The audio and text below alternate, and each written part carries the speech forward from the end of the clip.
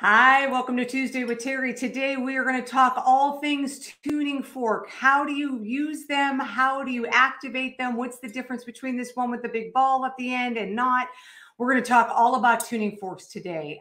If you're new to my channel, welcome, and I will link all of the pre-existing videos that I've done talking about how to actually find freedom from your emotional traumas or your past, just to feel centered when it comes to doing tuning fork work, which I use in my life coaching practice. But today's video is strictly about the forks, just to give you some fundamental information, hopefully to help you just to literally hit the puck and get started. I mean, just start using it.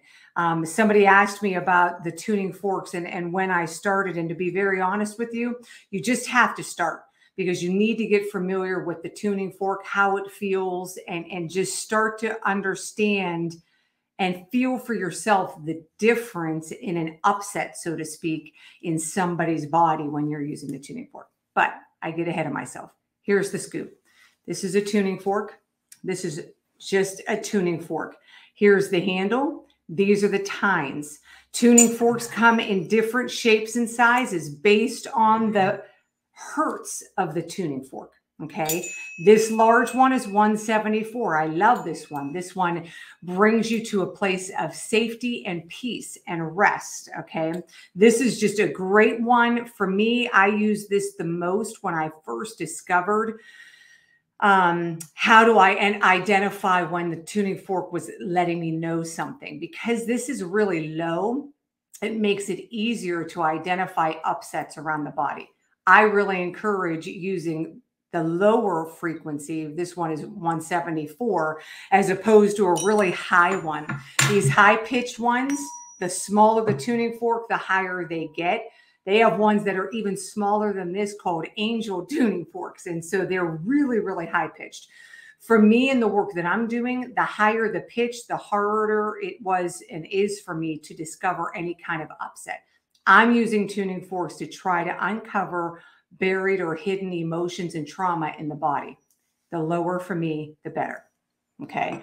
I use the Solfeggio tuning forks. There's 9 of them. There are lots of videos that tell you the history of the Solfeggio tuning forks and what that means. They are ancient, and that scale of frequency is really connected to the monks and has a great rich history to it.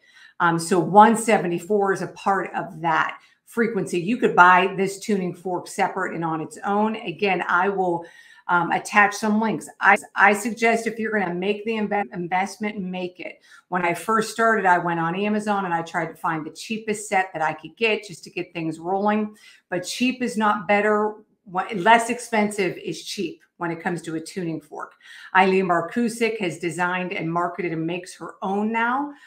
She is really a forerunner when it comes to using tuning forks for healing the body. I would suggest, if you're going to do it, buy one and buy a really good one, as opposed to want a lot and them not be fundamentally sound, so to speak. So this is a regular tuning fork. 174 is a great one to start to learn, to identify when it's in pitch and when it's connecting with something that's coming against it. Okay. This is a weighted tuning fork. Okay. Both of these forks have no boots on the end of them. Okay. I have lots of forks, and this one has a great handle I got from Eileen that makes it really easy to have a grip on this tuning fork. And also, you're using the weighted forks to come alongside and actually touch the body. So a weighted fork is not meant to be heard throughout the whole room. It's meant to be felt. These are great forks to use when you're releasing the endocrine system. You're coming in here to the thymus and you want to just actually break it up. You would hitch this tuning fork on the palm of your hand. For me, I like to use my Crocs when I'm in a session. They're awesome activators for tuning forks. You can use a hockey puck. It's not the best when it comes to weighted, okay? But when you're activating the weighted fork, you will actually press into the body so that the person you're doing this on, even if it's yourself, can actually feel the frequency as opposed to hear it. Boots are a great one to use so that you can run them up against the body. Okay. This is a weighted fork. You've got the handle, you've got the tines, and you literally have weights that are creating the frequency number. This one is 62.64 hertz. So the weights play a part in that, and it becomes more of a touching fork. Okay, so you actually use this on the body as opposed to ring this for the atmosphere. You're ringing forks like 174 because you want to come into someone's biofield and cleanse their cookies, if you will. And if you haven't watched that video, again, I'll attach it here, but cleansing cookies is what you would do with a fork that's not weighted. You're going to come into their history and erase the patterns of thinking and the tracks that have been laid by using this tuning fork. I think I shared with you last week, you hold this like a drumstick, loosey-goosey, and you hit it on here so that it rings out and gets a nice ring. Even when you, from a distance, can no longer hear this frequency, when that frequency is up against your client's ear, they still have the ability to hear it. But it's always been taught to me, and I think it's a good practice, that you ring the fork, but don't let it go dead until you ring it again. Keeping it pretty much as steady as possible. Ring it again. Don't let it go completely dead when you ring it again. Sometimes you might hit a space and you let that ring, or you just know you hit the puck wrong. Just tap it and stop it. Ring it again. A lot of people find great tuning forks that are in great connection to each other and ring them off of each other to get an even more surround sound feeling from the frequencies. But these tuning forks, you have got to hit on the rubber activator. I use a hockey puck, but you definitely don't want to hit that on a table. It's just not going to sound good. Okay, you need some kind of buffer in between there. Binaural beats. There are tuning forks, two of my favorite right now. Ring in the Earth's frequency.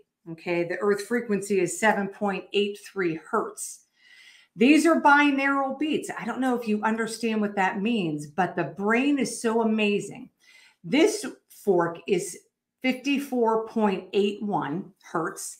This one is 62.64. When you ring these, okay, in the ear, the brain is automatically going to do the math difference there. And it reduces, and that's how it comes up with 7.83 hertz Earth frequency. Okay. Again, I like to use my Crocs when I'm doing this one, but that's what binaural means. If you didn't know that, you hear a lot of meditations are in binaural. You need to have those in a headset. Okay, because what's happening is there is two different frequencies being rung out, and when they're in the ears, the brain, you're automatically putting the brain, like they say, in altered state. You're automatically causing the brain to activate and say, oh, wait, this isn't normal. These aren't the same frequency. I need to do some math and I need to get engaged and I need to override the system to get involved. It is such a powerful understanding of how the brain works. That's a very basic understanding of what binaural means. It's in the two different ears, ringing at different rates. The brain makes the reduction, does the math, gets involved, and puts you in an altered state of rest and relaxation. When it comes to these two frequencies, these are the Earth's grounding frequency. Our bodies need this. This is why we see salt lamps and people who are putting negative, ions in the atmosphere so that we could actually pull out some of the energy that we get through all of our electronics and all of that. It's so important to be grounded. A natural way to be grounded is to stand in your bare feet in the grass, because you're connected to the earth, and what's in you gets shut off, runs down into the earth and gets shut off. It's such a powerful thing. And one of the things they discovered is that astronauts, when they launched them, they were getting sick. And in order to counteract the sickness of being separated from Earth and shot into space, they had to wire the frequency into the shuttle so that the guys and girls could actually be kept at a place of balance. And so that balance is something that definitely, it's the pulse of the earth, the electronic pool, and it keeps our bodies in natural rhythm. And so these would be two forks that when you would ring these together, you would ring them into each ear, one in each ear, so that you can release the regular rhythm of the body, shut off all the thing that has them in upset. That is a very basic understanding of how to begin to activate your tuning fork. Use your puck for a tuning fork to ring this frequency out. When it comes to the weighted fork, definitely want to use this against the body. This isn't bad. I used to do this at first until I knew that they made boots, okay, that you could actually put on the end of the fork so that it's more comfortable for your client as opposed to that sharper edge, but you can use the palm of your hand. This is a great one to do on yourself at night, you know, to be rubbing alongside TMJ. People do it for facials. This will absolutely open up and release the lymphatic system. So this is a great fork to use, but I would definitely say invest in getting a fork.